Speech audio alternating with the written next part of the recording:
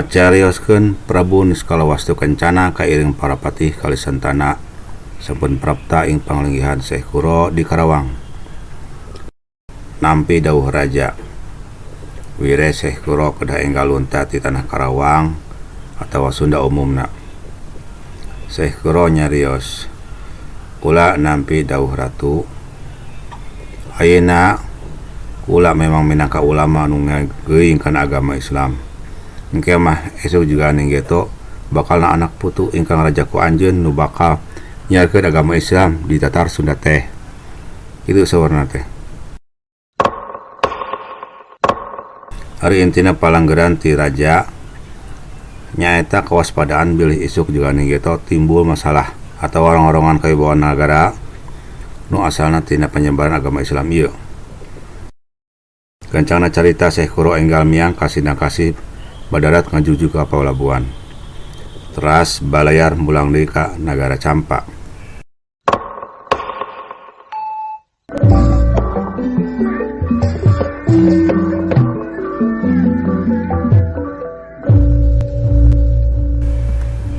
Ganti poe ganti tahun 220 atau 30 tahunan Syekh Kuro ngeureuyeuh ngahanca deui tugas waktu anom nyaeta nyebarkeun Islam di tanah Karawang. Bral miang deui. Santosna ninca ka pelabuhan Sindang Kasih, anjeunna diambet ku sah bandar pelabuhan lenggah heula istirahat nyaeta Ki Gedeng Tapa. Kurusan sah bandar Ki Gedeng Tapa katut keluarga tos ngagem agama Islam. Memang ari cara di pelabuhan mah beda, pergaulan langkung bebas. Seueur gaul sareng rupa bangsa, rupa-rupa agama sareng sajabina. Janten langkung terbuka. Nyimas Subang Larang waktu harita nembe umuran 8 tahunan putrina Ki Gedeng Tapa. Dititipkeun ka Syekh Kuro sangan diatik agama ti bubudak. Beral lumampah Syekh Kuro sareng Nyimas Subang Larang ka Karawang, mulih deui ka lemburna di Karawang kapungkur. Singkat cerita Syekh Kuro tos bebetah deui di Karawang pinggiran Citarum. Daerah Nusa Bagian minangka pelabuhan-pelabuhan kelayan darmaga-darmaga. Pasarna arana Pasar Lumajang. Manjang etan ngulon beras kapusar daerah minangka pesantrenan tanapi majelis Syekh Kuro. Daerahna seueur tangkal Nagasari di tengah lapang ngadeg Nagasari bodas. Acan aya aran peponcol mah sabab lalakon peponcol mah pandiri dina zaman Ratu Sumedang. Di kulon aya masjid alit. Kadituna bumina Syekh Kuro nu sederhana. Ieu aya balanuanana saud kangge ngaji ku barudak leutik. Diajar maca tuturutan, bacaan salat sareng doa-doa. Kemun rajeun atawa daek ke unggah di pelajaran ka juz amma.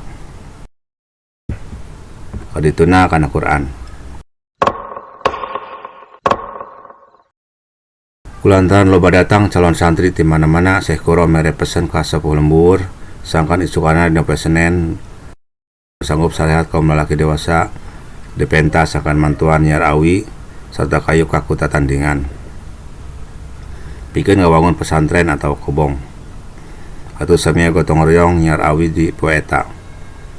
Sampai rengsena pesantren ngadeg.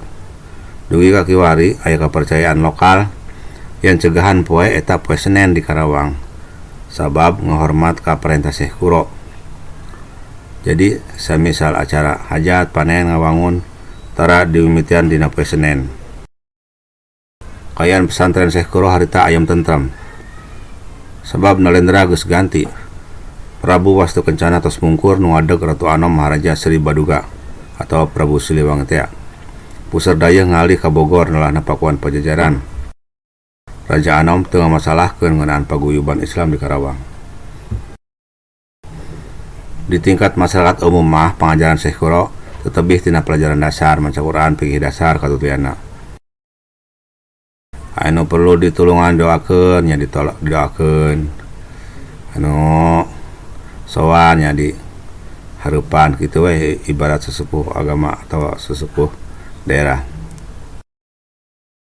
Ari nu menang pelajaran khusus anu rada jero, semisal muridna eta Syekh Darugam, Syekh Bentong, atau Syekh Gentong, Syekh Majagung, tabepun. Malihan zaman Syekh Majagung, nalika walang sungsang anak masih keneh nungkulan waktu dipendakan di Karawang. Ari ngaranna Mas Santri zaman harita tangtu beda jeung cara kiwari. Ayeuna mah mun hayang ngaji takrib misalna, meuli we kitab takrib ka pasar. Kakara milu ngaji jeung kiai babarengan atawa saorang-saorang kiai nerangkeun bari macakeun santri nulis logatanana atau keteranganana. Ari zaman harita mah bener-bener mun hayang ngaji lumayan kudu aya kesabaran sebab eueuh kitab nu dijual di pasar atau buku-buku. Santri kudu nyiar heula kertas daluang. Daluang nyata kertas Jawa, bahanna kandal duka pabrik di mana nu ngadamelna. Meser mangsi Cina anu batangan teh nulisna pakai kolam. Pakai pena kolam atau kalam. Mun teu kebeuli bisa make pena kayu buatan atawa nyieun tina bulu soang atawa bulu entok eta oge hage. Itu oge butuh wadah mangsi cair. Di pasar dijual bahanna tina tamaga.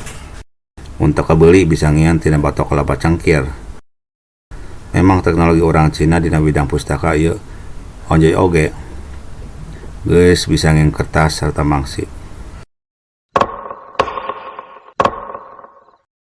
Paket alat tulis santri ieu kasup canggih zaman harita.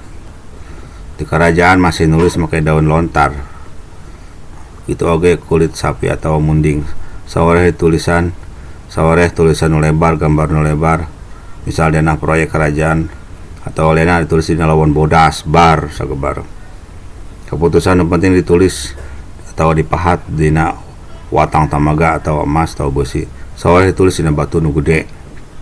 Diam prasasti teh seperti batu tulis di Bogor. Nya harita mah teu hese dan nulisna oge ukur digurat-gurat ku curug.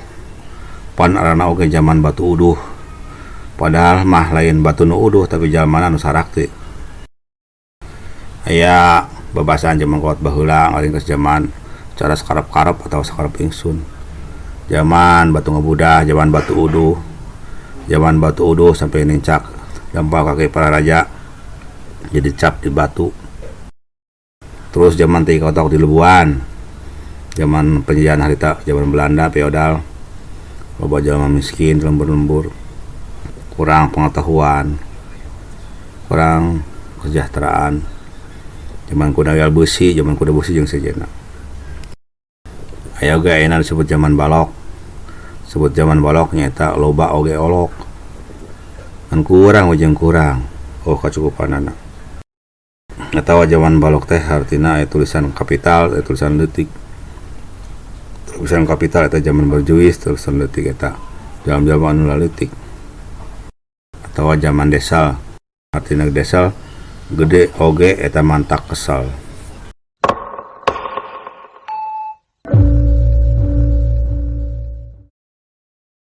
Ari kahirupan pernikahan Syekh Kuro mah kula teu terang acan aya nu ngadongengkeun ka kula. Nu jelas ieu Nyi Mas Subang Larang gaduh indung di Karawang, kecida asihna ka anjeunna. Hiji padagang Cina anu lahna Mama Kupoh atawa Mak Kupoh.